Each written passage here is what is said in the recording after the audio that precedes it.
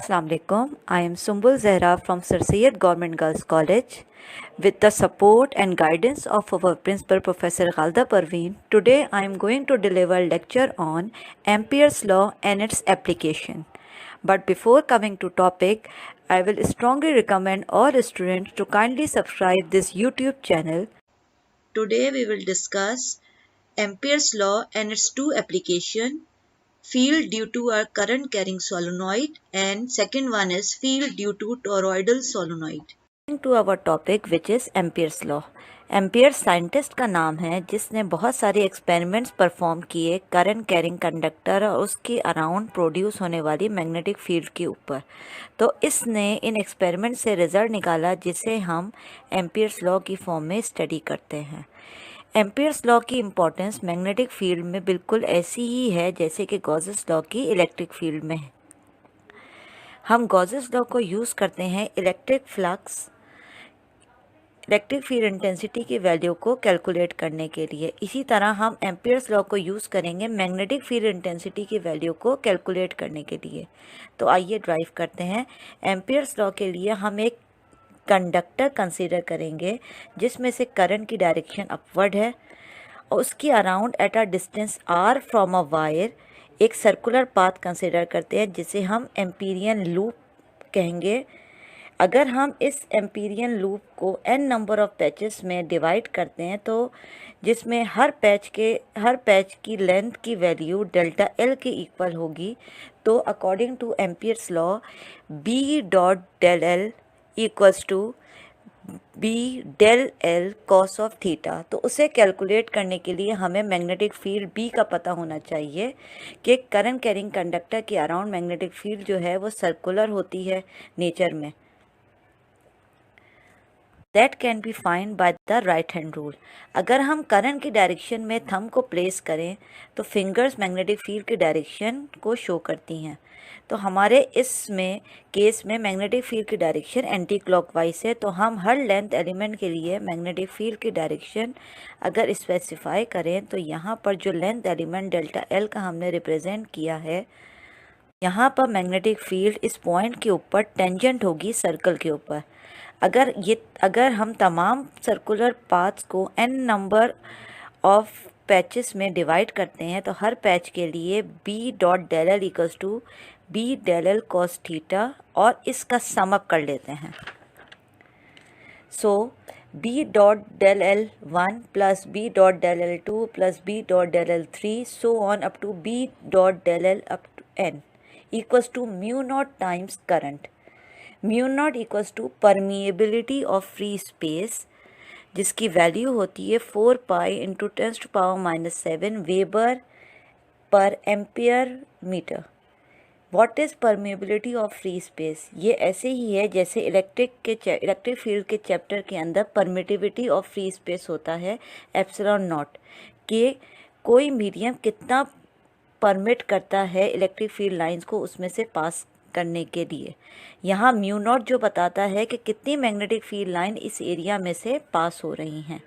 So according to Ampere's law sum of all length element B dot del L into which the Amperian loop is divided is equal to the mu naught times the current enclosed by the closed path, जो कि actually क्या है empyrean path. इस सारे को मैं अगर sum up करके लिखूंगी तो क्या आ जाएगा, sum into R equals to 1 to n B dot del L equals to mu naught I, which is the statement of Ampere's law जिसे हम एम्पियर्स सर्कुलर लॉ भी कह सकते हैं।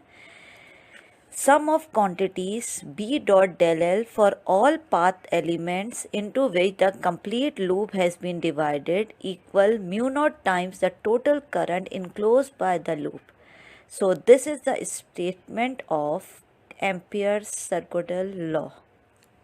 Now coming to applications of Ampere's law, which is first one is field due to a current carrying solenoid. इस topic में हम magnetic field strength find out करेंगे due to current carrying solenoid. Start करते हैं, एक solenoid क्या है?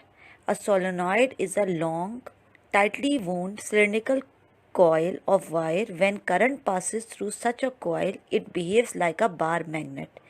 एक वायर को हमने सर्कुलर फॉर्म में जो है वूंड कर दिया है, और अगर इसमें से करंट पास किया जाए तो ये मैग्नेटिक फील्ड प्रोड्यूस करता है। और सोलोनॉइड का मैग्नेटिक फील्ड, जो कि सोलोनॉइड का मैग्नेटिक फील्ड बिल्कुल वही है जैसे कि बार मैग्नेट का होता है। अगर बार मैग्नेट में हमें पता है कि उसका नॉर्थ पोल कौन सा है, उसका साउथ पोल कौन सा है, मैग्नेटिक फील्ड लाइन कहाँ से निकलेंगी और कहाँ पे जाएंगी।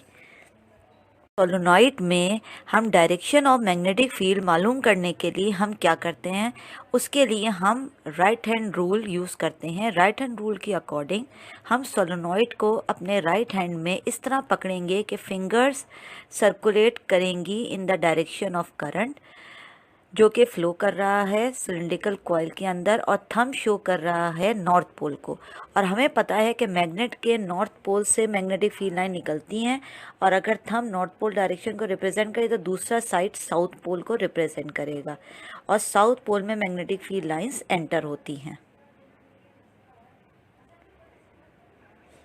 अब अगर हम मैग्नेटिक फील्ड पैटर्न को गौर से देखें तो magnetic field lines within the solenoid parallel हैं, means magnetic field lines inside the solenoid uniform हैं, और मैग्नेटिक फील्ड लाइन एक दूसरे के क्लोजर हैं as compare to outside the field.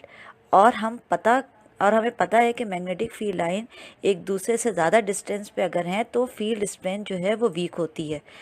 अगर हम कंपैरिजन करें field strength inside and outside the solenoid, तो हम outside magnetic field strength 0 consider कर सकते हैं, क्योंकि इनसाइड मैग्नेटिक फील्ड स्ट्रेंथ बहुत इंटेंस है as compare to outside. By keeping this point in mind हम inside the solenoid magnetic field strength मालूम करते हैं। अगर आपको याद हो, जब हम एम्पियर्स लॉ को स्टडी कर रहे थे कि हम एम्पियर्स लॉ को यूज़ करते हैं to find out magnetic field, तो हम यहाँ एम्पियर्स लॉ को अप्लाई करते हैं and find out the required magnetic field through the solenoid. So applying Ampere's law, we have this solenoid. So now consider this solenoid in which current is flowing, and we have to consider an Amperian loop or Amperian path जिसे हम as a rectangle consider कर लेते हैं, जिसकी एक side L1 consider कर लेते हैं represented by AB, and other side L2 which is BC, and L3 which is outside the solenoid which is CD, and DA which is L4 consider कर लेते हैं। एक एम्पीरियन पाथ बन जाता है जिसे हम रिप्रेजेंट करते हैं ABCDA से। अब हम इस एम्पीरियन पाथ पे एम्पियर्स लॉ अप्लाई करेंगे और अपनी रिक्वायर्ड मैग्नेटिक फील्ड निकालेंगे। So according to Ampere's law, summation I equals to 1 to 4, because we have 4 sides of a Amperian loop, into B dot del L equals to mu naught into current enclosed by the Amperian path. Now we expand for each length element B dot del L1 plus B dot del L2 plus B dot del L3 plus B dot del L4 equals to mu naught into current enclosed by this Amperian path. So we will take out individual B dot del L for each path element, and then we put in this equation. B dot del L1 equals to B L1 cos of 0 degree, because direction of magnetic field and this length element del L, which we called L1, is in the same direction, so we are taking angle 0 degree. So cos 0 1, so B dot del L equals to B L1. Now B dot del L2, so B dot B L2 cos 90, because angle between B and L2 is 90 degrees. So B dot del L2 equals to 0, because cos 90 is 0. Now coming to B dot del L3, which is outside the magnetic field, so B equals to 0, so everything will be 0. B dot del L3 equals to 0, and same for B dot del L4, which is also angle 90 degrees, so B dot del L4 equals to 0. Means unit length L में n number of turns है, तो हमारे empyrean path कितना है AB तक, तो L1 में कितनी नंबर ऑफ टर्न्स होंगी, तो हम कैलकुलेट कर सकते हैं total turn which is n into L1, because हमारा L1 हमने सिर्फ इसलिए लिया है कि हमारे पास सिर्फ एम्पीरियन पाथ हमारा L1 के इक्वल है. So n L1 equals to surface rectangular by intercepted which is the Amperian path, and I is the current through each turns in the solenoid. So total current enclosed by the Amperian path क्या बन जाएगा, I into NL1. So put this value of total current in the equation. So BL1 equals to mu naught into NL1 into I. So L1 से L1 आपके पास cancel, तो B equals to mu naught N into I, which is the required magnetic field strength of the solenoid. Coming to the next application of Ampere's law, which is toroid. अगर toroidal solenoid से अगर current pass हो तो इस toroidal solenoid में जो magnetic field बनेगी उसका मैग्नीट्यूड कितना होगा. तो उसके लिए हम सबसे पहले ये पता होना चाहिए कि टॉरॉयडल सोलोनॉइड होता क्या है. अगर हम स्ट्रेट सोलोनॉइड जो कि हमने लास्ट एप्लीकेशन में कंसिडर किया है उसको सर्कुलर मोड़ दें तो ये हो जाएगा, बन जाएगा आपका टॉरॉयडल सोलोनॉइड. तो उसके अंदर मैग्नेटिक फील्ड जनरेट करने के लिए हम उसके अंदर करंट पास कराना होगा, और करंट पास कराने के लिए इस टॉरॉयडल सोलोनॉइड को हम एक्सटर्नल डीसी सोर्स से कनेक्ट करेंगे. तो ऐसा करने से इस सोर्स में से जो करंट पास होगा वो है आई. इस सोलोनॉइड से लेफ्ट एंड से एंटर होगा और राइट एंड से बाहर आ जाएगा. For finding magnitude of magnetic field, we use Ampere's law. So according to Ampere's law, magnetic field का क्लोज लाइन इंटीग्रल ये होता है जिस मीडियम में इस सोलोनॉइड को हमने रखा है या पूरे सिस्टम को हमने रखा है, इस मीडियम का एब्सोल्यूट परमिएबिलिटी हमने माना अगर एयर में रखा है तो एयर का परमिएबिलिटी फ्री स्पेस की परमिएबिलिटी के बराबर होता है. तो हम यहाँ मानेंगे absolute permeability of free space into total current which is close integral equals to B dot D L equals to mu naught आई.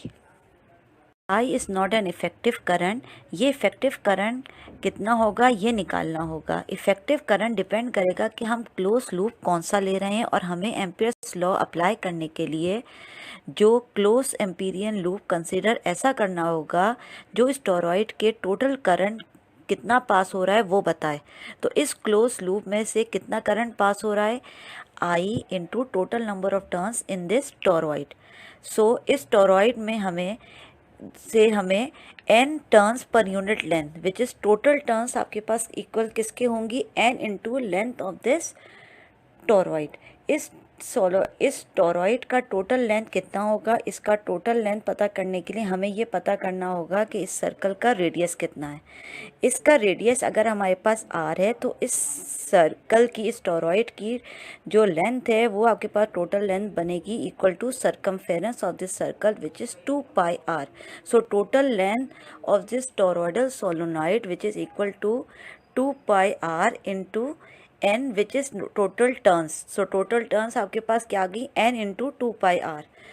सो आपके पास इफ़ेक्टिव करंट जो है वो कितना हो गया, इफ़ेक्टिव करंट बना I into 2πr into n. सो अब आप इस इफ़ेक्टिव करंट को अगर आप एम्पियर्स लॉ की इक्वेशन के अंदर रख दें विच इज़ क्या बन जाएगी आपके पास mu naught into 2πrn into I. So this is equation 1. अब आप इसकी एम्पियर्स लॉ की जो है वो लेफ्ट हैंड साइड जो है वो आप ले लीजिए. So close integral B dot D L किसके इक्वल आएगा, B D L cos of theta. Theta is the angle between B and D L. अब आपके पास एंगल जो है वो magnetic field and length element del L के दरमियान है 0 डिग्री, क्योंकि इन दोनों की सेम डायरेक्शन है. सो आपके पास क्या हो जाएगा cos 0 1. सो आपके पास close integral B dot D L equal आएगा बी डी एल. अब हर पॉइंट पे मैग्नेटिक फील्ड का मैग्नीट्यूड क्योंकि सेम होता है जो कि कांस्टेंट है, उसको आप इंटीग्रल से बाहर निकाल दीजिए. तो B dot D L equals to B close integral D L which is equal to circumference of the circle 2πr. तो इस एक टॉरॉयडल सोलेनॉइड जिससे करंट पास हो रहा है I और जिसका number of turns per unit length ये है N, इसके अंदर जो मैग्नेटिक फील्ड बनेगी जो कि कांस्टेंट है उसका मैग्नीट्यूड है B equals to mu naught Ni which is the magnetic field strength of the toroidal solenoid. So that's all for today. Thank you so much.